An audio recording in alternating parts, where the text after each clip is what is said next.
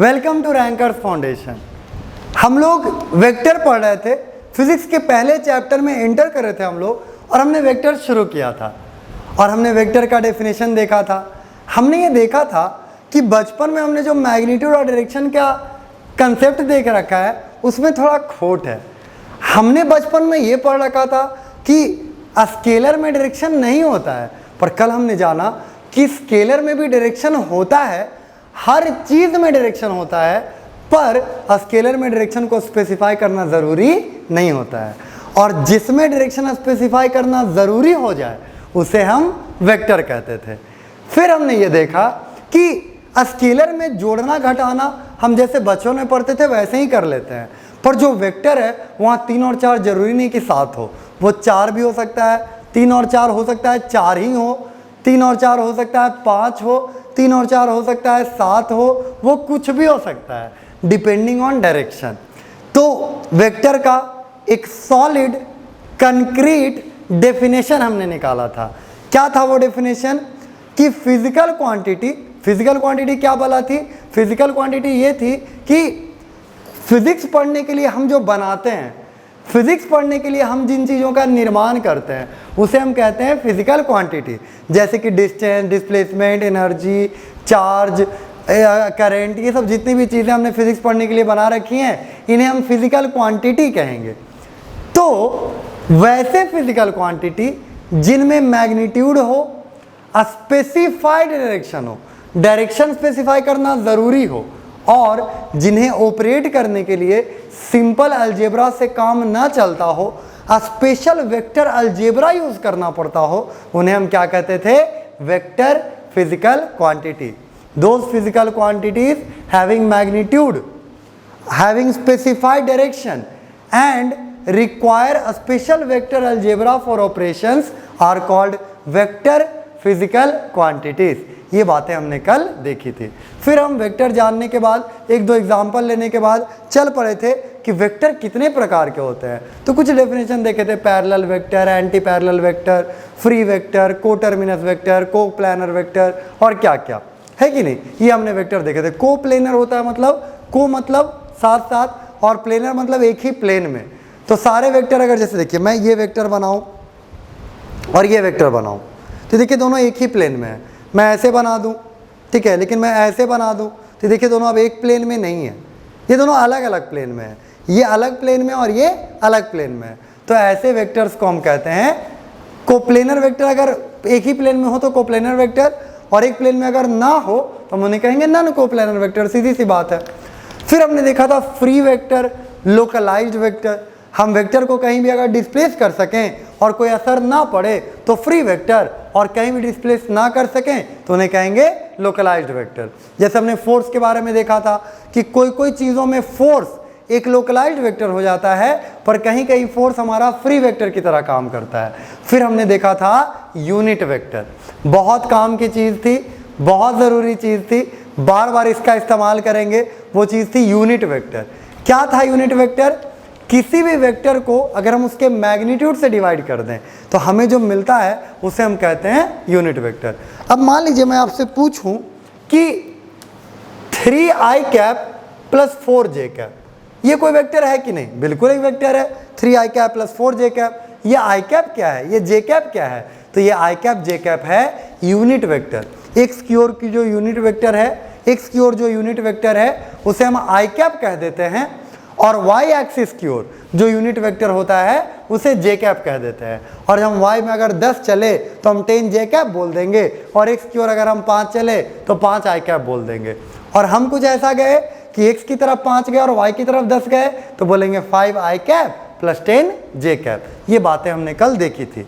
तो मान लीजिए एक वेक्टर दिया हुआ है 3i cap plus 4j cap. बोला गया कि इसके डायरेक्शन में 3i cap plus 4j cap के डायरेक्शन में आप एक यूनिट वेक्टर निकालिए। तो हमने कहा कि अरे यूनिट वेक्टर निकालना है, हमें तो बस इतना ज्ञान है कि एक vector divided by its magnitude is called unit vector. एक वेक्टर को अगर हम उसके मैग्नीट्यूड से डिवाइड कर दें तो हमें मिलता है यूनिट वेक्टर। तो हम क्या करेंगे, इसका मैग्नीट्यूड पहले निकालेंगे। तो सोचिए 3i cap plus 4j cap का मतलब क्या है? 3i cap plus 4j cap का मतलब है कि 3 इधर और 4 इधर, यही ना मतलब हुआ। कि 3x की ओर और 4 इधर की ओर, तो इसका मैग्नीट्यूड तो ये वाला होगा ना। तो ये मैग्नीट्यूड आप कैसे निकालेंगे, √3 का स्क्वायर प्लस 4 का स्क्वायर, ये जितना आ जाए, हम जानते हैं बचपन से कि ये 5 आ जाएगा, तो हमने 5 लिख दिया। लेकिन सोचिए अगर मैं इसे x और इसे y लिख दूं, तो अब ये मैग्नीट्यूड कितना होगा, तो अभी हो जाएगा √x² plus y square, √x² plus y square. तो 3i cap plus 4j cap, 3i cap plus 4j cap की अगर हम बात करें, 3i cap plus 4j cap को अगर हम समझें, तो इसका मैग्नीट्यूड आया 5। तो हम इसे क्या करेंगे, ये वेक्टर है, इसे हमने 5 से डिवाइड कर दिया, तो हमें जो वेक्टर मिलेगा, क्या मिलेगा हमें, हमें मिलेगा 3/5 i cap plus 4/5 j cap. और ये जो वेक्टर मिला ना हमें, ये जो वेक्टर हमें अब मिला, क्योंकि ये वेक्टर को हमने मैग्नीट्यूड से डिवाइड कर दिया, तो ये जो वेक्टर मिला, ये हमें मिला यूनिट वेक्टर। कैसे पता चलेगा कि ये एक यूनिट वेक्टर है, पता ऐसे चलेगा कि इसका मैग्नीट्यूड 1 आना चाहिए, तो हम इसे कैलकुलेट कर लेते हैं इसका मैग्नीट्यूड। तो इसका मैग्नीट्यूड कैलकुलेट करेंगे तो 3/5 का होल स्क्वायर प्लस 4/5 का होल स्क्वायर, तो ये अंडर रूट करेंगे, सोचिए आप ये कितना आएगा, तो ये आ जाएगा 9/25 प्लस 16/25, 9 प्लस 16 25/25 √1 ये तो हमने जानते, ये तो हमने सोचा ही था, ये तो हम जानते ही थे कि 1 आना चाहिए, तो इसका वैल्यू आया 1, यानी कि एक यूनिट वेक्टर है। तो ये vector divided by its magnitude is called unit vector. कोई भी वेक्टर को अगर हम उसके मैग्नीट्यूड से डिवाइड कर दें, तो हमें जो वेक्टर मिलेगा उसे हम कहते हैं यूनिट वेक्टर। तो मान लीजिए हमें कोई क्वेश्चन दे दिया गया कि 0.3i cap plus p j cap, ये एक यूनिट वेक्टर है, तो p का वैल्यू कितना होगा, मान लीजिए हमें ये दे दिया गया, तो हम इसे कैसे सॉल्व करेंगे, तो हम इसका मैग्नीट्यूड निकालेंगे। किसी वेक्टर का मैग्नीट्यूड हम निकालना जानते हैं, अगर xi cap plus yj cap अगर हो जाए तो उसका मैग्नीट्यूड हम निकालना जानते हैं, तो हम इससे मैग्नीट्यूड निकालेंगे, लिखेंगे 0.3 का whole square plus p square is equal to 1 का स्क्वायर, और ये हम जब सॉल्व करेंगे तो ये हमें p का वैल्यू दे देगा। तो इस हिसाब से इसे सॉल्व करके, इस हिसाब से इसकी बात करके हम वैल्यू निकाल सकते हैं। तो यूनिट वेक्टर के बारे में हमने देखा था कि ये vector divided by its magnitude is called unit vector. किसी भी वेक्टर को अगर हम उसके मैग्नीट्यूड से डिवाइड कर दें तो हमें क्या मिलता था, एक यूनिट वेक्टर मिलता था। यूनिट वेक्टर पढ़ने के बाद हमने 2 वेक्टर और देखे थे, एक जीरो वेक्टर जो हमने सम्मान देने के लिए किया था, और दूसरा वेक्टर हमने देखा था पोजीशन वेक्टर, जो हमें किसी का भी पोजीशन बता देता था, हम उसे पोजीशन वेक्टर के रूप में लिख सकते थे। तो ये बातें तो नाम से ही क्लियर थी, तो हमने ये बातें देखी थी। फिर हम वेक्टर को जोड़ने चले थे और हमने एक मेथड देखा था कंपोनेंट ऑफ वेक्टर। बहुत इंपॉर्टेंट बात है, हम कहीं भी कंपोनेंट करते रहेंगे। और कंपोनेंट क्या होता है, कंपोनेंट हमारे नेचर में मौजूद होता है, नेचर में हिस्से हो रहे होते हैं। हम जब कोई फोर्स लगाते हैं या कोई फोर्स, जैसे ग्रेविटी के बारे में अगर हम बात करें, तो ग्रेविटी के हिस्से काम कर रहे हैं। आप सोचिए, मान लीजिए कि मैं एक ऐसा पहाड़ ले लूँ, ठीक है, बहुत चिकना काट रखा हमने, ये मैं इंक्लाइन प्लेन ले लूँ, ठीक है, और यहाँ पे मैंने 1 बाल्टी पानी इसे ऐसे भर के पकड़ रखा है, अच्छे से पकड़ रखा है एकदम सीधा, ठीक है, यहाँ पे 1 बाल्टी पानी। मैं आपको कंपोनेंट का फिजिकल मतलब समझाना चाहता हूँ। क्या कंपोनेंट कोई प्रैक्टिकल बात है कि हम ऐसे ही पढ़ ले रहे हैं, हम ऐसे ही कोई बात कर ले रहे हैं? तो सच्चाई की बात तो ये है कि मैथ्स में हम जो भी पढ़ते हैं वो हम ऐसे ही नहीं पढ़ रहे होते हैं, वो हमें कहीं ना कहीं काम आने वाली है, तभी हम पढ़ रहे होते हैं। तो इसका भी कुछ ना कुछ काम रहा होगा। और ये क्या होता है, ये कैसे काम करता है, चलिए एक एग्जांपल के थ्रू समझते हैं। जो हमने कंपोनेंट की बात करी थी, कंपोनेंट का मतलब क्या था? कंपोनेंट का मतलब था हिस्सों में टूट जाना, हिस्सों में बांट लेना। हम इधर की ओर एक फोर्स लेते थे और इसके हम 2 हिस्से कर लेते थे, याद आ रहा है आपको?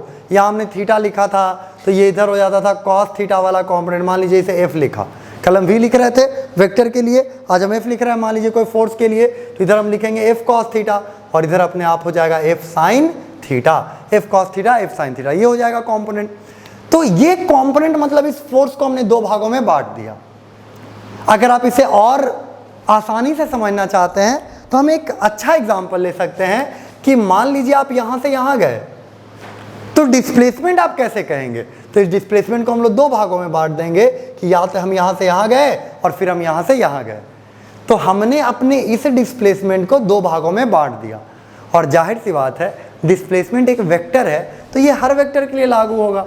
फोर्स के भी हम दो हिस्से कर सकते थे कि एक हिस्सा ये रहा और एक हिस्सा इधर की ओर या इधर की ओर रहा, ये दोनों वेक्टर, क्योंकि हम फ्री वेक्टर्स पढ़ते हैं तो ये इधर रहे चाहे इधर रहे, इससे कोई दिक्कत नहीं है। तो ये कंपोनेंट की जो बात थी, ये जो हिस्सों में तोड़ने की बात थी, ये जो बट जाने की बात थी, क्या ये हमारे नेचर में भी मौजूद होता है? तो बिल्कुल होता है। ध्यान से देखिए, मान लीजिए कि हमने पानी रख रखा है, ठीक है, और हमने पकड़ रखा है, ये इंक्लाइन प्लेन है। सोचिए इस पानी पे ग्रेविटी किधर लग रहा है? एकदम एग्जैक्टली नीचे, एकदम पूरा वर्टिकली डाउनवर्ड, ऐसा ही लग रहा होगा ग्रेविटी, ठीक है। मैं इस बाल्टी को अगर उलट दूं तो पानी ऐसे आ जाएगा। मान लीजिए अभी थोड़ा देर हम मान लीजिए अपनी शक्तियों का इस्तेमाल करके उसे थोड़ा देर के लिए रोक दे रहे हैं, तो ये पानी यहाँ पे ऐसे है, तो सोचिए अभी भी इस पर फोर्स कहाँ लग रहा है? नीचे। पर क्या ये पानी नीचे आएगा मट्टी को, और मान लीजिए वो इंक्लाइन प्लेन लकड़ी से बना तो लकड़ी को तोड़ के वो नीचे आएगा? नहीं, वो पानी ऐसे बहेगा इस तरफ। तो इस तरफ क्यों बह रहा है? इस तरफ कैसे बह गया? बहने के लिए, फ्लो बनाने के लिए फोर्सेस का होना ज़रूरी है, एनर्जीज का होना ज़रूरी है। तो पानी पे फोर्स अगर इधर लग रहा था तो इधर कैसे गिरा पानी? इधर कैसे गिरा? इधर क्यों गिर रहा है पानी? इधर इसलिए गिर रहा है क्योंकि ये जो धरती माँ का फोर्स है नीचे की ओर, इसका एक हिस्सा इधर की ओर काम कर रहा है। जाहिर सी बात है, पानी को आप एग्जैक्टली नीचे गिराएं और ऐसे गिराएं तो इधर में थोड़ा सा धीरे गिरेगा और इधर में बड़ी तेजी से गिरेगा। उसका कारण बस इतना है कि इधर तो पूरा फोर्स लग रहा है, लेकिन इधर पूरा नहीं लग रहा है, इधर बस एक हिस्सा लग रहा है। हम एंगल को अगर और बढ़ा दें और ऐसे कर दें, एंगल को कम करना कह सकते हैं, ये वाला एंगल की अगर हम बात करें तो, और वो कंपोनेंट कम हो जाएगा, वो हिस्सा और कम हो जाएगा, और वो कम हो करके जो पानी का रफ्तार है उसको और धीरे कर देगा। मतलब पानी अगर एग्जैक्टली नीचे गिरता तो पूरा धरती माँ का फोर्स के चलते गिरता, लेकिन पानी अगर इंक्लाइन प्लेन से गिर रहा है, नीचे की ओर गिर रहा है, तो पूरा धरती माँ के ताकत से नहीं गिर रहा है, धरती माँ के ताकत के हिस्से के चलते गिर रहा है, कंपोनेंट के चलते गिर रहा है। तो कंपोनेंट हमारे नेचर में मौजूद होता है और हमें कंपोनेंट करने आना चाहिए। और कंपोनेंट सबसे आसान मेथड है फोर्सेस को या वेक्टर्स को जोड़ने का। तो आज हम ये देखेंगे और इसके बाद और भी मेथड देखेंगे कि जोड़ने के लिए और क्या मेथड है। आपके किताब में जो हम बाद में पढ़ेंगे वो पहले रहता है और ये बाद में रहता है, पर मैंने टॉपिक को सिंपल रखने के लिए इसे पहले पढ़ाया है क्योंकि ये वेक्टर को जोड़ने का सिंपलेस्ट मेथड है। तो चलिए कंपोनेंट की बात करते हैं। बात तो हमने कल ही कर ली थी कि अगर कोई वेक्टर है, एंगल है, तो एक कंपोनेंट हो जाता है कॉस थीटा और एक कंपोनेंट हो जाता है साइन थीटा। कौन होता है कॉस थीटा, कौन होता है साइन थीटा? तो ये याद नहीं रखना है कि एक्स वाला कॉस थीटा और वाई वाला साइन थीटा, नहीं, याद ये रखना है कि जिधर एंगल है उधर कॉस थीटा और जिधर एंगल नहीं है उधर साइन थीटा। तो मान लीजिए 3 4 5 वाली बात तो आपने याद की है ना, वो तो आपने समझी है कि ये 5 है, ये 3 है, ये 4 है। बोलिए कौन 37 कौन 53? तो ये तो कोई दिक्कत की चीज़ ही नहीं है, ये 37 डिग्री हो जाएगा। क्यों? क्योंकि छोटे के सामने छोटा एंगल और बड़े साइड के सामने बड़ा एंगल, तो 53 डिग्री। तो ये हमने याद कर रखा है, ये हमने सोच रखा है। तो चलिए मान लीजिए कि ये हमने फोर्स लगा दिया 50 न्यूटन, इधर एक फोर्स लगा दिया 30 न्यूटन, और हमने बोला कि रिजल्टेंट बताओ, दोनों के चलते रिजल्टेंट बताओ। मतलब ये दोनों ताकत हम लगाएंगे तो जो इन दोनों के चलते जो ताकत लगेगा वो किधर लगेगा ये बताओ। हमने कहा बताते हैं, एंगल तो दे दीजिए भाई साहब। तो ये दे दिया 53 डिग्री और ये दे दिया 37 डिग्री। ये हमें एंगल मिल गया और हमें बताया गया कि चलो बताओ कितना ताकत लगेगा। तो इस 50 का हम कंपोनेंट करें। आप ही सोचिए ये 53 है तो इसके सामने बड़ा कंपोनेंट जाएगा। 50 10 गुना हो रहा है तो 30 और 40 में बटेगा। 50 5 है तो 3 4 होता है, तो 50 है तो 30 40 हो गया ना। तो 30 40 जब हुआ तो 40 किसे मिलेगा? इसे, और इसे मिलेगा 30, यानी इधर की ओर 40 और इधर की ओर 30, ये मिल गया हमें। फिर इस 30 का कंपोनेंट करेंगे, 37 है तो इधर छोटा ही मिलेगा, ये छोटा वाला मिलेगा 30। 5 का 6 गुना, इतना मैथ हमें थोड़ा मोड़ा आना चाहिए। 5 का 6 गुना तो 3 का 6 गुना 18 और 6 गुना 4 का 24, तो 18 और 24, तो ये हो जाएगा 18 और ये हो जाएगा 24। अब आप थोड़ा सा दिमाग लगाएं, अभी हम थोड़ा सा दिमाग लगाएंगे, बाद में इसे फॉर्मूला से पढ़ लेंगे। 30 इधर लग रहा है और 24 उधर लग रहा है, तो नेट में क्या होगा आप खुद से सोचिए। 30 ऐसे खींच रहे हैं हमारे एक दोस्त ने कहा कि हम उधर 24 से खींचेंगे, खींचो दोस्त, और इधर हमने खींच रखा है 30 से, तो नेट में क्या हो रहा है, नेट में इधर आ रहा है 6 न्यूटन से। तो सोचिए इसे मैं अगर लिख दूं, इतना तो हमने दिमाग लगा दिया, पर इसे डायरेक्टली हम लिख सकते थे 50 को हम लिख सकते थे 30 आई कैप प्लस 40 जे कैप, 30 आई कैप प्लस 40 जे कैप, ये हम इस फोर्स को लिख सकते थे ऐसे कंपोनेंट में, और इसे हम लिख सकते थे माइनस 24 आई कैप प्लस 18 जे कैप, इसे ऐसे लिख सकते थे 30 आई कैप प्लस 40 जे कैप, और इसे लिख सकते थे इस वाले फोर्स को माइनस, माइनस क्यों, क्योंकि उधर माइनस आई कैप है, माइनस 24 आई कैप प्लस 18 जे कैप, और ये जैसे हमने माइनस करा मिलेगा 6 आई कैप प्लस 58 जे कैप, ये इसका नेट फोर्स है 6 आई कैप प्लस 58 जे कैप। इसका आप नेट निकालना चाहते हैं, एकदम मैग्नीट्यूड निकालना चाहते हैं, तो ये हो जाएगा √6 का स्क्वायर प्लस 58 का स्क्वायर, सीधी सी बात, ये तो हमने देख रखा है 6 का स्क्वायर प्लस 58 का स्क्वायर, ये इसका नेट मैग्नीट्यूड आएगा। आई कैप जे कैप में लिखें तो ऐसे आएगा, ये दोनों ही रहता है, दोनों ही बताया जाता है, दोनों ही पूछा जाता है। तो ये चीज़ें हमने कल देखी थी, हमने कंपोनेंट पे कुछ बातें करी थी। आइए कंपोनेंट के तरीके सीखते हैं और कंपोनेंट से रिलेटेड कुछ सिंपल क्वेश्चन करते हैं। तो क्वेश्चन क्या है कि ऑरिजिन पे एक केला का बंडल रखा हुआ है और 3 बंदर उसे खींच रहे हैं। पहला केस में बंदर ऐसे खींच रहे हैं तीनों, और दूसरे केस में ऐसे खींच रहे हैं, ठीक है। और हमने पूरा फोर्स निकाला और बोला कि चलो नेट में केला किधर जाएगा, क्या होगा, आपको बताना है। तो हमने कहा चलो ठीक है। तो ये देखिए 30 डिग्री की अगर हम बात करें तो इधर का कंपोनेंट क्या आएगा, इसके चलते अलग मार्कर मैं 30 डिग्री के बाद इधर करूंगा ब्लू से, ठीक है। 30 डिग्री के बाद मैं ब्लू से लिखूंगा, तो ये हो जाएगा 30 कॉस 30 डिग्री, 30 का स्क्वायर, क्योंकि वो एंगल है और ये वैल्यू है, दोनों अलग अलग बातें हैं।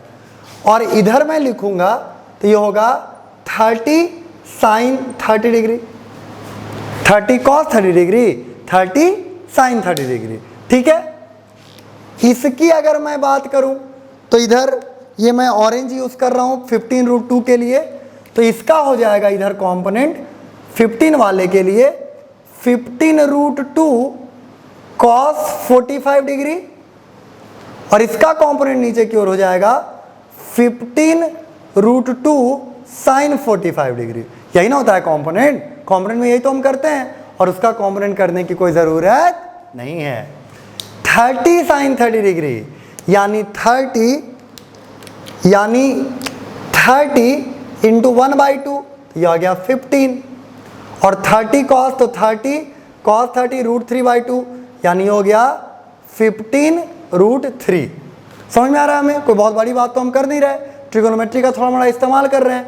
15√3 और नीचे जो आया 15√2, देखिए 15√2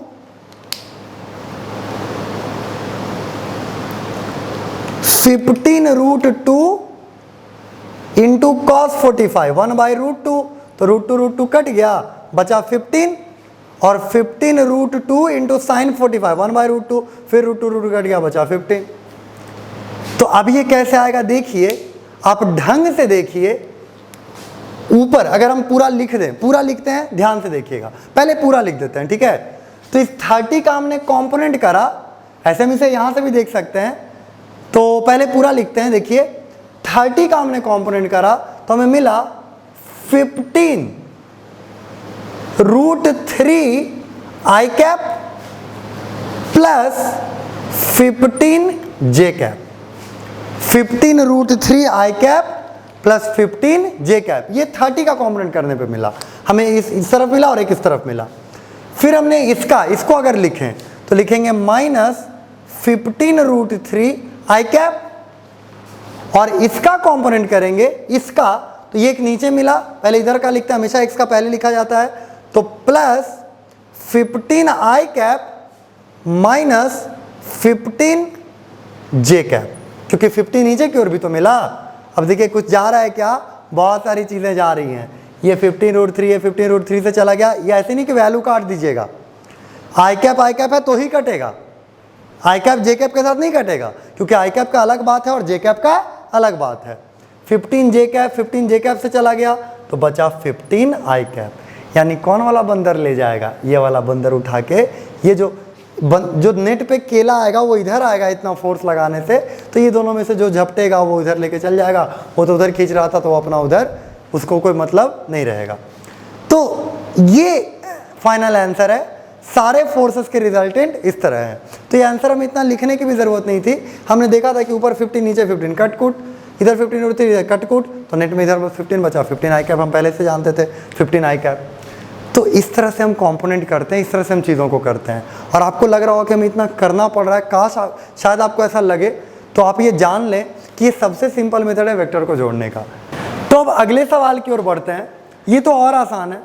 100 5 का 20 गुना, तो 3 और 4 का 20 गुना कितना होगा, 60 और 80, तो हमें 60 और 80 मिलने वाला है। तो छोटे के सामने छोटा, यानी ये वाला कॉम्पोनेंट हो गया 60 और ये वाला कॉम्पोनेंट हो गया 80। अगर आप इसे नहीं समझ पाते हैं, आपको इसमें दिक्कत आता है, तो आप 3/5 करके याद करें, वो टेबल याद करें और फिर आप ये पुट करें, क्योंकि 37 और 53 से पीछा छूटने वाला नहीं है। और आप देखिए कितना क्यूट नंबर दे रहा है, ये हमने √3 और क्या क्या ले आए थे उससे, लेकिन इसमें हमें क्यूट नंबर मिलते हैं, इसलिए हम इसका इस्तेमाल करते हैं। 50 की अगर हम बात करें, 50 का, तो देखिए 50 5 का 10 गुना, तो 30 और 40 मिलेगा। तो 30 और 40 में सोचिए, ये वाला 30 होगा, यानी इधर की ओर 30 और इधर की ओर 40। 30 √2, 1/√2 हमने √2 वाला देखा है पहले, तो ये कट जाएगा, तो इधर बचेगा 30 और इधर भी बचेगा 30। चलिए पूरा हम लिखते हैं। 100 का हमने कंपोनेंट किया, हमें मिला 80 आई कैप प्लस 60 जे कैप। जब हमने 50 का कंपोनेंट किया, हमें मिला -30 आई कैप प्लस 40 जे कैप। और जब हमने 30 √2 का कंपोनेंट किया, तो हमें मिला -30 आई कैप -30 जे कैप। ये हमें मिला टोटल। अब करना क्या है, सिंपल जोड़ घटाओ, 80 - 30 तो 80 - 60 20 आई कैप, 60 + 40 100 - 30 70 -70 नहीं +70 जे कैप। ये आंसर हो गया, 20 आई कैप प्लस 70 जे कैप। कोई पूछे मैग्नीट्यूड बताओ, वैल्यू की बात करो, तो हम जानते हैं √20 का स्क्वायर प्लस 70 का स्क्वायर। और इस तरह से कंपोनेंट मेथड से हमने वेक्टर को जोड़ लिया। इंपॉर्टेंट बात ये थी कि कंपोनेंट कैसे करते हैं हम हिस्सों में बांटते कैसे हैं। तो बहुत सिंपल सा रूल याद रखना है कि जिधर cos थीटा हो, जिधर एंगल हो उधर cos थीटा, और जिधर एंगल ना हो उधर साइन थीटा, और बाकी i - i j - का ध्यान रखना है। और हमें बड़ी आराम से ये सब सारी बातें हम कर लेंगे, बड़ी आराम से हमें सारी चीज़ें सॉल्व कर लेंगे। अब हम बढ़ते हैं कुछ ऐसे तरीकों की ओर जो कंपोनेंट से नहीं आए पर हमें वेक्टर जोड़ने सिखाएंगे। वेक्टर का जो असली एडिशन का रूल है, ये तो हमने सिंपली करने के लिए करा, सिंपल चीज़ों को आसान बनाने के लिए करा, पर वेक्टर को अगर हम जोड़ना चाहते हैं तो क्या तरीका बनेगा, क्या तरीके हैं, अब उनकी ओर बढ़ते हैं और उन्हें देखते हैं। वेक्टर के डेफिनेशन में ही हमने देखा कि वेक्टर को सिंपली हम जोड़ नहीं सकते, वेक्टर को हम सिंपली ऑपरेट नहीं कर सकते, सिंपली गुना नहीं कर सकते, सिंपली भागा तो ऐसे भी उसको नहीं दे सकते। तो कैसे जोड़ते हैं वेक्टर को, तब हमारा टॉपिक है, हमने सिंपली थोड़ा सा देखा है जोड़ना, लेकिन अब हमारा टॉपिक है जिसका नाम ही ये है कि addition of vectors. Addition of vectors, जाहिर सी बात है कि जिस दिन हम ऐड करना सीख जाएंगे उस दिन हम माइनस करना भी सीख जाएंगे, क्योंकि सब्ट्रैक्शन भी एक तरह का एडिशन होता है, उल्टा गहरा कुआं में एडिशन करें तो एक तरह का सब्ट्रैक्शन हो जाता है। तो एडिशन ऑफ वेक्टर में बढ़ते हैं, तो इसके लिए बड़ा सिंपल टेक्निक हम यूज करेंगे। इसमें बहुत सारे लॉ बनाए गए हैं, जैसे हम जो लॉ पढ़ने जा रहे हैं उसका नाम है triangle law of addition. Triangle law of addition यानी वेक्टर को जोड़ने के लिए हम किसका इस्तेमाल करने वाले हैं, हम एक ट्रायंगल का इस्तेमाल करने वाले हैं, हम एक ट्रायंगल बनाने वाले हैं। तो कैसे बनेगा ये ट्रायंगल, कैसे होगा ये ट्रायंगल, तो चलिए देखते हैं। तो मान लीजिए हमारा एक वेक्टर है वेक्टर ए, और मान लीजिए हमारा एक वेक्टर है वेक्टर बी। ध्यान से समझिएगा, ये बहुत इंपॉर्टेंट बात हम लोग पढ़ने जा रहे हैं और बहुत खुशनसीबी का बात है कि अभी हम लोग पढ़ रहे हैं, ये हमेशा इस्तेमाल हो जाएगा। तो ये है हमारा वेक्टर ए और ये है हमारा वेक्टर बी, और हमें चाहिए इसका रिजल्टेंट। हमें चाहिए कि इन दोनों को मिलके क्या बना। रिजल्टेंट मतलब क्या होता है? जो रिजल्ट से आता है। इन दोनों के रिजल्ट से हमें क्या मिलेगा, इन दोनों के चलते हमें क्या मिलेगा। तो ये अगर हमें जानना है तो आप थोड़ा सा एग्जाम्पल के रूप में डिस्प्लेसमेंट ले लिया कीजिए। हम यहाँ से यहाँ गए, फिर यहाँ से यहाँ गए, तो सोचिए मेरा रिजल्टेंट क्या है, ये वाला। तो ये हो गया इसका रिजल्टेंट। इसे हम बोल देंगे आर वेक्टर, इसे हम बोल देंगे आर वेक्टर। और हमने ऐसा मान लिया कि ये दोनों जो वेक्टर हैं इनके बीच का एंगल थीटा है। ये दोनों जो वेक्टर हैं, वेक्टर ए और बी जो दिया हुआ है, इसके बीच का एंगल क्या है? थीटा। ऐसा हमने मान लिया। वो थीटा कहाँ पे लिखें, क्या लिखें, वो बात की बात है, ठीक है, लेकिन वो एंगल हमने मान लिया कि थीटा है। अब क्योंकि हम दो वेक्टर को जोड़ना सीख रहे हैं, दो वेक्टर को जब हम जोड़ेंगे कोई वेक्टर आएगा तो उसका मैग्नीट्यूड भी हमें निकालना होगा और उसका डायरेक्शन भी हमें निकालना होगा। बस वेक्टर का मैग्नीट्यूड निकाल देने से वो वेक्टर थोड़ी हो जाएगा, हमें वेक्टर का मैग्नीट्यूड भी निकालना होगा और वेक्टर का डायरेक्शन भी निकालना होगा। तो चलिए मैग्नीट्यूड और डायरेक्शन दोनों निकालने की ओर बढ़ते हैं। पहले बात करते हैं मैग्नीट्यूड की। तो इन दोनों के बीच का जो एंगल है वो कहाँ बनेगा, सोचिए। मैं आपको कुछ ऑप्शन दे रहा हूँ। ये है ऑप्शन नंबर 1, ये है ऑप्शन नंबर 2। सोचिए इन दोनों में ए और बी के बीच जो एंगल बन रहा है वो कौन है? ए और बी के बीच जो एंगल बनेगा, यानी एंगल बिटवीन वेक्टर ए और बी अगर हम बोले तो, और हम उसको थीटा माने, तो सोचिए किससे माने, 1 को कि 2 को कि कोई और एंगल को। हो सकता है मैंने ऑप्शन में ना दिया हो सकता है ऑप्शन मैंने ढाप दिया हो, बचा लिया हो। तो सोचिए कि ए और बी के बीच एंगल हमें कैसे मिलेगा। तो इसके लिए थोड़ा सा दिमाग तो आप लगाइए ही वीडियो को पॉज करके। इसके लिए हम क्या करेंगे, देखिए कि डायरेक्शन से कैसे एंगल कैसे कितना बदल गया। सोचिए ए इधर जा रहा था, अचानक से बी ऐसे उड़ने लगा, तो बदलाव तो ये वाला हुआ ना। मैं अगर ए पे ही रह जाता तो इधर जाता, इस तरफ। मैं अगर ए पे रहता तो इधर जाता, चलिए इस तरफ आ जाते हैं, इस तरफ जाता।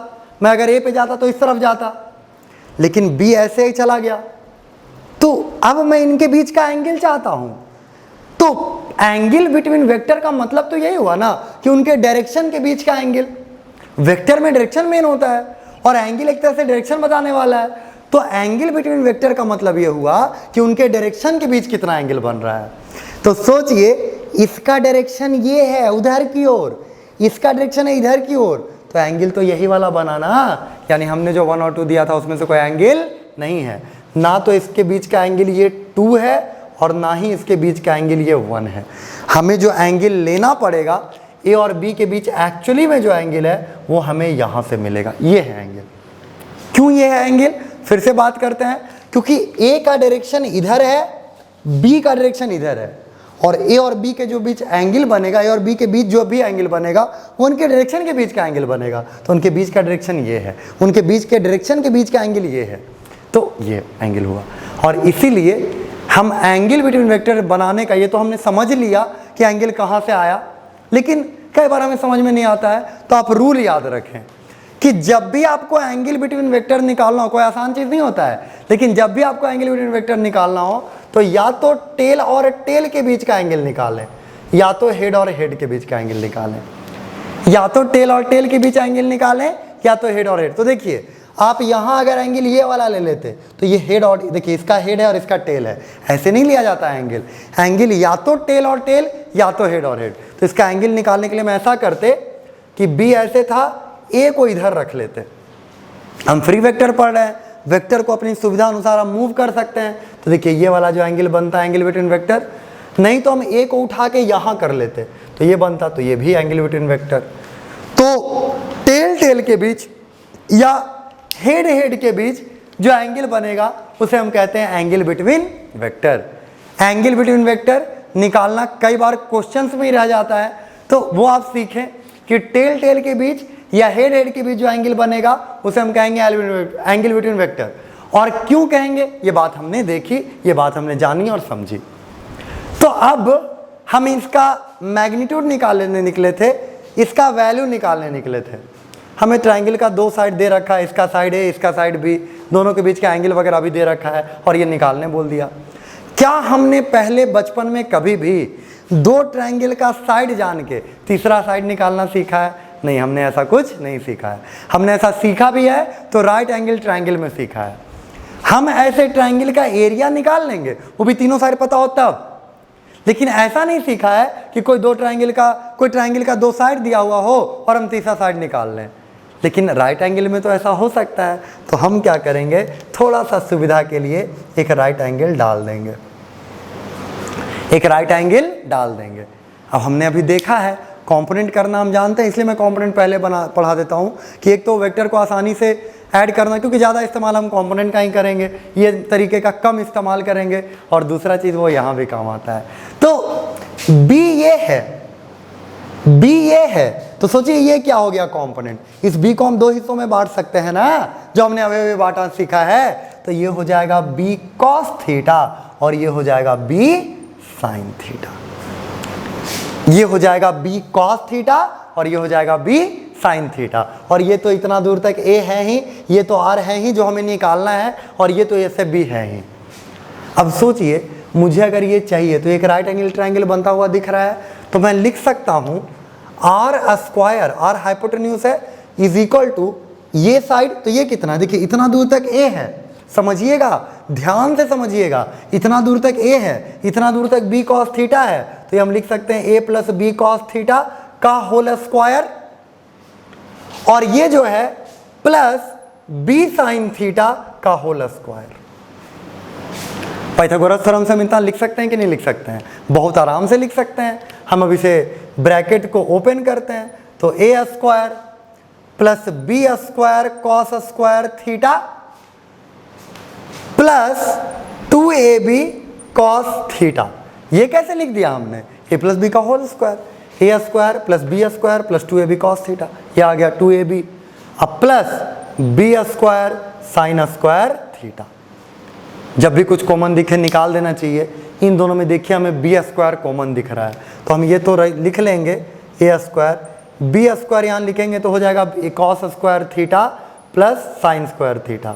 आमतौर पे मैं ये स्टेप नहीं लिखता, पर कई लोगों को दिक्कत हो जाएगा, इसलिए इसे लिखा जा रहा है प्लस 2ab कॉस थीटा। तो ये हो जाएगा a square plus b square plus 2ab cos theta, 2ab cos theta, ये हमें मिला। और ये आर स्क्वायर का वैल्यू मिला, तो सोचिए आर का वैल्यू क्या होगा? आर का वैल्यू होगा under root a square plus b square plus 2ab cos theta. मतलब दो वेक्टर अगर हो, एक वेक्टर ए हो एक वेक्टर बी हो, उसके बीच का एंगल थीटा हो, तो उसके बीच अगर हमें रिजल्टेंट निकालना है तो हमें इस फॉर्मूले का इस्तेमाल करना होगा, इस फॉर्मूले से चलना होगा। और ये फॉर्मूला क्या कहता है कि रिजल्टेंट का वैल्यू है ए स्क्वायर पहले वेक्टर के मैग्नीट्यूड का स्क्वायर, दूसरा वेक्टर का square plus 2ab cos of angle between vector. जो वेक्टर के बीच का एंगल है उसका कॉस थीटा आपको ले लेना, कॉस ले लेना है, तो आपको देगा रिजल्टेंट का मैग्नीट्यूड। तो ये फॉर्मूला जब हमने देखा तो हमने लगा कि अरे ये तो बड़ा विचित्र फॉर्मूला आ गया, ये तो थोड़ा अजीब लग रहा है, ये हमें पच नहीं रहा है। तो हमने सोचा कि चलो पहले टेस्ट कर लेते हैं कि ये फॉर्मूला काम करता है कि नहीं, ये फॉर्मूला काम करता है कि नहीं, ये हम टेस्ट कर लेते हैं। तो हम पहले कुछ केसेस लेते हैं। पहला केस लेते हैं थीटा बराबर 0 डिग्री, और हम अपना दिमाग, छोटा दिमाग भी लगाएंगे और इस फॉर्मूले को भी जांच करेंगे, देखेंगे होता है कि नहीं। हमने ले लिया थीटा बराबर 0 डिग्री। थीटा बराबर 0 डिग्री होने से बी भी इधर हो गया। सोचिए आप इधर 3 मीटर गए और फिर इधर ही 2 मीटर गए, तो आप टोटल उधर ही 5 चले गए ना, आपका वेक्टर 5 हो जाएगा ना। तो हमें यह पता है कि अगर इन दोनों के बीच 0 डिग्री एंगल बने, अगर ए और बी के बीच 0 डिग्री एंगल बना, तो इतना कंफर्म है कि दोनों वेक्टर जुड़ जाएंगे और आर का वैल्यू आना चाहिए ए प्लस बी। ये हम जानते हैं अपने छोटे दिमाग से। फॉर्मूला हम अभी भी लाए हैं, बड़ा शक की नज़रों से, बड़ा अजीब नज़रों से हम इसे देख रहे हैं। तो हम इसमें थीटा 0 डिग्री पुट करते हैं और देखते हैं क्या आता है। तो हम लिखेंगे आर बराबर under root a square plus b square. Cos 0 कितना होता है? कॉस 0 का वैल्यू कैसे पता चलेगा भाई? तो हम ग्राफ से आदत डालेंगे जानने का। कॉस 0 डिग्री 1 होता है, तो कॉस 1 हो गया। अरे ये तो बचा a square plus b square plus 2ab, यानी ए प्लस बी का होल स्क्वायर, और अंडर रूट से बाहर निकलेगा तो ये क्या बचेगा? तो ये बचेगा ए प्लस बी। अरे ये तो हमने पहले ही सोचा था, ये तो हमने पहले ही देख लिया था कि हाँ 0 डिग्री पे a प्लस बी आना चाहिए और ये आ रहा है a प्लस बी। लगता है फॉर्मूला सही है, पर ये फॉर्मूला इतना अजीब लगा है, इतना लेंदी लगा है कि हम इतनी जल्दी मानने वाले नहीं। तो हम क्या करेंगे, इस बार ले लेंगे theta is equal to 180 degree. हम इस बार लेके चलेंगे theta is equal to 180 degree, मतलब a इधर तो b को उधर पलटा दिया, b को उधर रख दिया, यानी 3 हम उधर गए और 2 लौट आए, तो 1 माइनस में आ गए ना, 1 इधर माइनस नहीं बोल सकते हैं, 3 उधर गए और 2 लौट आए, तो हम 1 ही प्लस में गए, यानी a माइनस बी होना चाहिए। हम पुट करके देखते हैं तो cos 180 डिग्री का वैल्यू देखते हैं, ये तो 90 है, तो 180 का वैल्यू -1 होता है, हम यहाँ -1 रखेंगे, cos थीटा -1 रखेंगे, तो होगा a square plus b square minus 2ab, a square plus b square minus 2ab हो जाएगा, और माइनस 2ab तो क्या होगा, a square plus b square minus 2ab यानी a माइनस बी का होल स्क्वायर, रूट के बाहर निकलेगा तो r इज इक्वल टू आ जाएगा a माइनस बी। देखिए हम यहाँ एरो नहीं दे रहे हैं क्योंकि हम केवल मैग्नीट्यूड की बात अभी कर रहे हैं, अभी हम पूरे वेक्टर की बात नहीं कर रहे हैं, वेक्टर की बात तब होगी जब डायरेक्शन भी देखेंगे हम। तो r is equal to a minus b, ये हमने देखा, हमने पहले भी सोचा था ये और अभी भी आया। 2 बार देख लेने के बाद हमारा विश्वास थोड़ा फॉर्मूला पे बनने लगा है कि लगता है हम सही फॉर्मूला ले आए हैं, लगता है कुछ सही निकाल के हम ले आए हैं, पर अभी पूरा विश्वास हम नहीं कर सकते क्योंकि साइंस में रूल है कि 3 बार चेक करना चाहिए, 2 बार नहीं, 1 बार नहीं, कम से कम 3 बार चेक करना चाहिए। तो हम एक और क्यूट सा एंगल लेंगे, theta is equal to 90 degree.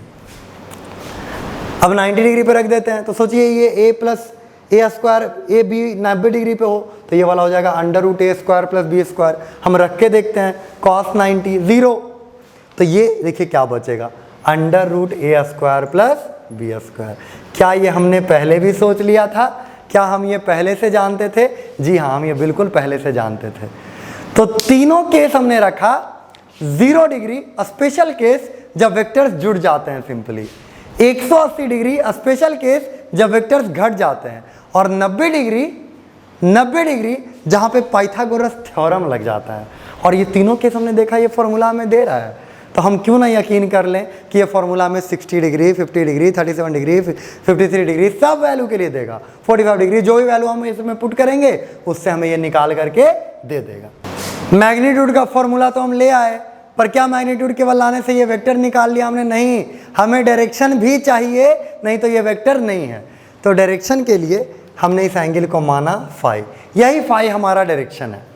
ये फाई डायरेक्शन ऐसे है कि ए वेक्टर का डायरेक्शन हमें पता है, हमें ए वेक्टर पता है, मतलब हमें सब कुछ पता है वेक्टर के बारे में, और ए वेक्टर से जो ये एंगल बना रहा है वो हमें पता चल जाएगा, तो हमें पूरा डायरेक्शन पता चल जाएगा ना। तो हम इस फाई पे कैलकुलेशन करेंगे, इस फाई को हम निकालने की कोशिश करेंगे। कैसे निकालें लेकिन? तो देखिए इसके लिए स्पष्ट दिख रहा है कि ये दोनों साइड हमें पता है, तो हम लिखेंगे tan फाई लिखेंगे तो ये हो जाएगा b sin थीटा बाई, नीचे क्या होगा? देखिए ये साइड हो गया b sin थीटा और ये साइड क्या है? a plus b cos theta, a plus b cos theta. तो सोचिए फाई का वैल्यू क्या आएगा, क्या होगा फाई का वैल्यू? तो फाई का वैल्यू होगा tan inverse b sin theta by a plus b cos theta. ये एंगल का वैल्यू आया। और आप ये ऐसे याद ना रख लें, ये तो आप याद रख सकते हैं, पर इसे ऐसे याद ना रख लें कि b sin theta by a plus b cos theta. नहीं, ये तब है जब ये वेक्टर a है और ये वेक्टर b है, मतलब ये जो फाई आ रहा है वेक्टर a से आ रहा है। अगर हम इसे b और इसे a कर दें, सोचिएगा एक बार, अगर हम इसे b और इसे a कर दें तो हमारा फॉर्मूला हो जाएगा a sin theta by b plus a cos theta. हम इसे b कर दें, इसे a कर दें, तो अभी a sin थीटा हो जाएगा ना, ये a कॉस थीटा हो जाएगा ना, तो हो जाएगा a sin theta by b plus a cos theta. तो फॉर्मूला चेंज हो जाएगा डायरेक्शन का अगर हम फिगर चेंज कर दें। तो ये जो डायरेक्शन का हमारा फॉर्मूला आ रहा है फिगर के हिसाब से आ रहा है, ये बात हमें भूलनी नहीं है, ये बात हमें हमेशा याद रखनी है, ये बात हमें कभी भूल नहीं सकते। ये बात हमें याद रखनी होगी कि ऐसा कुछ होगा, इस तरह से हम चलेंगे, ये बात हमें याद रखनी होगी, ये बात हमें निरंतर अपने दिमाग में रखनी होगी। तो ये फॉर्मूला है, इस पे क्वेश्चन करके हम इसके कंसेप्ट को और गहरे से समझने की कोशिश करते हैं। तो हमने देखा कि दो वेक्टर अगर a और b हो, इनके बीच का एंगल इनके बीच का एंगल अगर थीटा हो तो इसका जो रिजल्टेंट होता है इसका मैग्नीट्यूड आया under root a square plus b square plus 2ab cos theta. Theta क्या कोई भी एंगल हो सकता है? नहीं, एंगल बिटवीन वेक्टर। और इनका जो डायरेक्शन आया, डायरेक्शन किससे? ए वेक्टर से। ए वेक्टर से डायरेक्शन निकाल रहे हैं हम। ये डायरेक्शन आया tan इनवर्स, इमेजिन कीजिए b sine theta a plus b cos theta, b sine theta by a plus b cos theta. तो ऐसा बात हमें बता दिया गया। और अब बोला गया कि दो फोर्स हैं F1 और F2, दोनों का मैग्नीट्यूड 10 न्यूटन है और 60 डिग्री पे काम कर रहे हैं।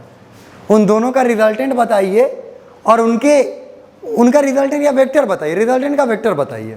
तो देखिए क्या होगा, हम कैसे चलेंगे। ये मान लीजिए है 10 न्यूटन और इधर हो गया 10 न्यूटन, क्योंकि ये काम तो 60 डिग्री पे कर रहा है ना, तो ये 60 डिग्री कुछ ऐसा हो गया। तो हम अगर रिजल्टेंट निकालें तो हो जाएगा 10 का स्क्वायर प्लस 10 का square plus 2 into 10 into 10 into cos 60 degree, cos 60 degree यानी 1/2। तो ये 2 कट जाएगा, बचेगा 3 इंटू 10 का स्क्वायर। क्यों? 10 का स्क्वायर प्लस 10 का स्क्वायर प्लस 10 का स्क्वायर, तीन बार जोड़ा गया तो 3 बार कर दिया हमने। तो √10√3 ऐसा लिख सकते हैं, यानी रिजल्टेंट कितना आएगा? 10√3 न्यूटन। पर क्या यही आंसर है? नहीं, ये अधूरा आंसर है। ये तो सिर्फ मैग्नीट्यूड निकला। डायरेक्शन की अगर हम बात करें तो डायरेक्शन हमारा निकलेगा phi is equal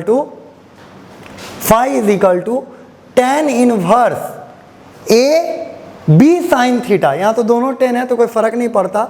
10 into b sine theta, b √3/2 sine 60 degree √3/2 by a plus b cos theta, 10 plus b 10 into cos 60 degree. Cos 60 degree का मतलब हुआ 1/2, तो ये 5 हो गया, 2 से कट के ये भी 5 हो गया। तो ये बचा tan इनवर्स 5√3/15 और ये बचा 3 से और ये कट गया तो बचा 1/√3, यानी आया tan इनवर्स 1/√3 यानी कितना डिग्री? 30 डिग्री। तो मतलब क्या निकला? मतलब ये निकला कि आप अगर 10 न्यूटन के दो फोर्स 60 डिग्री पे लगाइएगा तो नेट में काम करेगा tan√3 का। और वो जो नेट में काम कर रहा है, वो जो आपका रिजल्टेंट है, वो पहले वाले से 30 डिग्री का एंगल बना के काम करेगा। पहले वाले से कितना डिग्री एंगल बना के काम करेगा? 30 डिग्री एंगल बना के काम करेगा। यही इसका मतलब निकला। मतलब इसे अगर हम डायग्रामेटिकली देखें, थोड़ा प्रैक्टिकल डायग्राम बना के देखें, तो मान लीजिए कि ये हमारा फोर्स है 10 न्यूटन का, ऑरिजिन से एक्स एक्सिस की ओर लगा दिया और दूसरा फोर्स लग रहा है 60 डिग्री पे, ठीक है, अगला 10 न्यूटन। तो ये कुछ ऐसे काम करेगा बीचों बीच 10√3 न्यूटन का। तो सच्चाई ही है, जाहिर सी बात है। 60 पे हमने एक इधर मारा और एक इधर मारा, तो ऑब्जेक्ट तो बीचों बीच जाएगा, क्योंकि दोनों तो हमने बराबर लगाया, एकदम बीचों बीच जाएगा। और एकदम बीचों बीच जब भी जाएगा तो ये 30 डिग्री एकदम बीचों बीच हो जाएगा, ये एंगल इस तरह से। तो हम इसे प्रैक्टिकली भी थोड़ा थोड़ा समझ सकते हैं। आपको अगर ना समझ में आए, एक बार और मैं बोलता हूँ कि 10 न्यूटन हमने इधर मारा, किसी को मारा इधर और इधर एट द सेम टाइम, तो सोचिए दोनों फोर्स तो हमने बराबर रखे ना, तो वो तो बीचों बीच चला जाएगा, बीचों बीच जाएगा, यानी 30 डिग्री पे जाना चाहिए। और रिजल्टेंट का वैल्यू हमने निकाला 10√3। तो इस तरह से ये काम करता है। तो इस पर कुछ अच्छे सवाल और इस कुछ और आगे के कंसेप्ट लेकर के हम लोग अगले दिन मिलेंगे। आज के लिए बस इतना ही, बाकी बातें अगले दिन।